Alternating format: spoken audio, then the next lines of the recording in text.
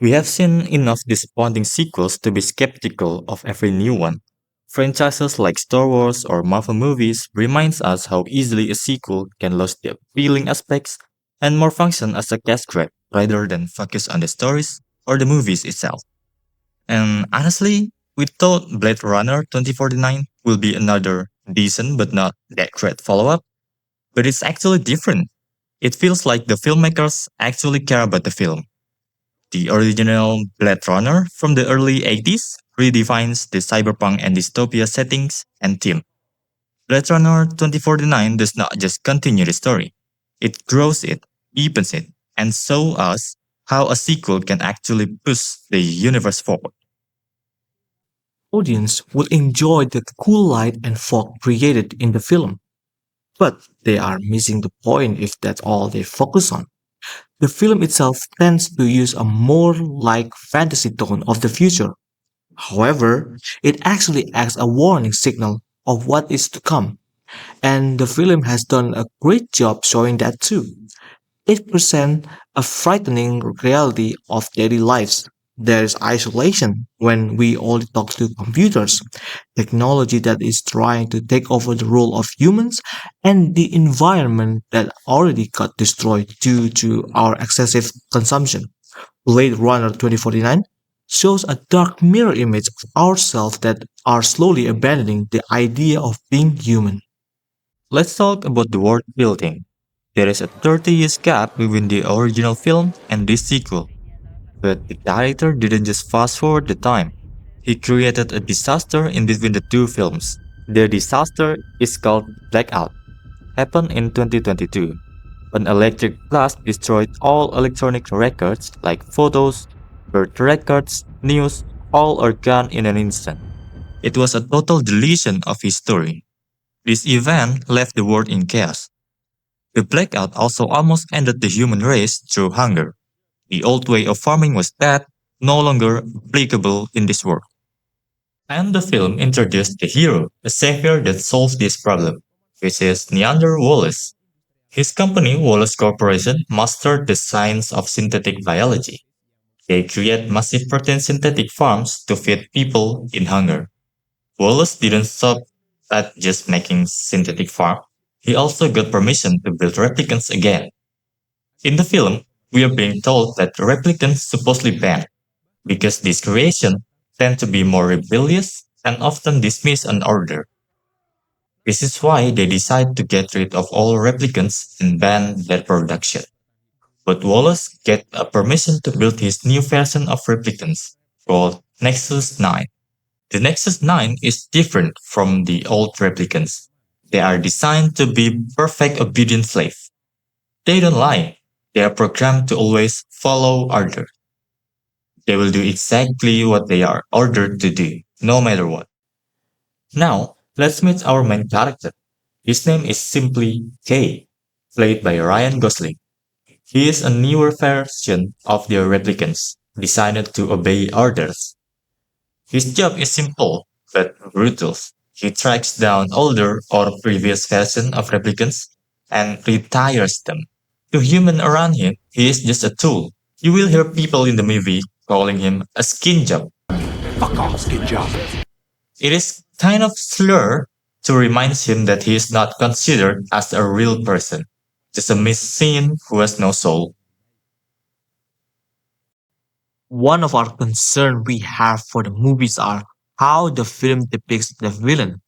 Being an audience, you would expect the main antagonist to be Niander Wallace, the scientist behind the next night, a new replicant. He is portrayed as an omniscient being who is able to manipulate the world around him with his power. But in reality, he is only seen on screen for a few minutes during the entire film. He comes across more like a philosophical concept rather than a real threat. Although the film tells us repeatedly that Wallace is a powerful character, but all we see him to do is speak. In our opinion, the real antagonist in this story is actually his assistant, Love. She is the functional enemy responsible for progressing the narrative. She also the one who does everything, from conducting investigation, pursuing Kay and killing in order to achieve her objective. Love's capacity for physical aggression and her tendency towards unpredictable emotional reaction makes her an intimidating enemy. Love's lack of empathic concern for those who will suffer as he orders the killing of numerous people via a drone strike calmly illustrate her ability to isolate her feelings and utilize harsh methods in her action. At the end of the story, love will be the opponent that Kay will confront in the ultimate conflict inside a body of water. Love is the personification of the central connection within the story. Now, we want to dig into something that really bothers us.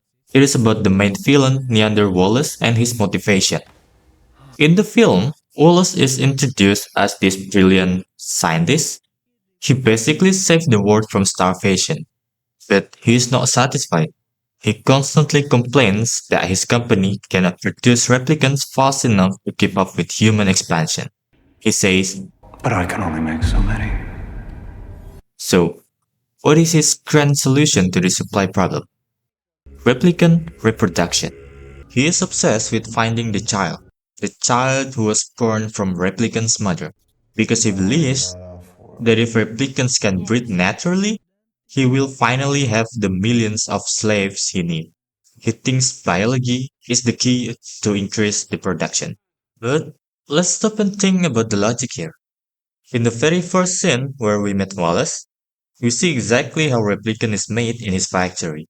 A body drops out of plastic bag covered in fluids, and within a few minutes it stands up, it is fully grown, fully strong, and ready to work immediately. It is instant manufacturing. Now, compare that to his master plans of natural reproduction.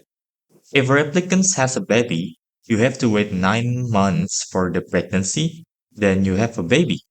But you cannot send a baby to work in a mine or fight a war. You have to feed it, clothe it, teach it, and wait at least 18 years for it to grow up and become more useful. So, here is the big question. Why would a genius businessman who is obsessed with speed and efficiency want to switch from instant manufacturing to waiting for 18 years? If he needs more replicants, the logical solution is just to build more factories. It makes no sense to rely on biology, which is slow, messy, and expensive. He is treating replicants like a product, but he wants to use the slowest possible method to create them. To end this videos, we have to be honest with you guys. Blade Runner 2049 is not an easy movie to watch. It is nearly 3 hours long. It is so slow that you might get bored and fall asleep in the middle of watching it. But if you patiently wait, the film is actually worth watching. It rewards you with visuals that look like paintings. It rewards you with a beautiful and well written story. And most importantly, it rewards you with a powerful message about what it means to be alive. The movie spends a lot of time tricking us into thinking that Kay is the chosen one. We want him to be the special child born of a miracle. But the twist is he isn't. He is just a regular replicant. He is just a nobody. And we think that is actually beautiful. The movie teaches us that you don't need to be born special to be a hero. You don't need a soul given to you by birth. You put your own soul through your action. In the final scene, Kay lies down on the step to die. He isn't dying because of his programming. He is dying because he chose to save someone else. He made a human choice, and in that moment, lying in the snow, he is more human than any of the people who created him. So, despite its flaws, its long runtime, and its logical gaps, Blade Runner 2049 is a masterpiece because it reminds us that we are defined by what we do, not how we were made.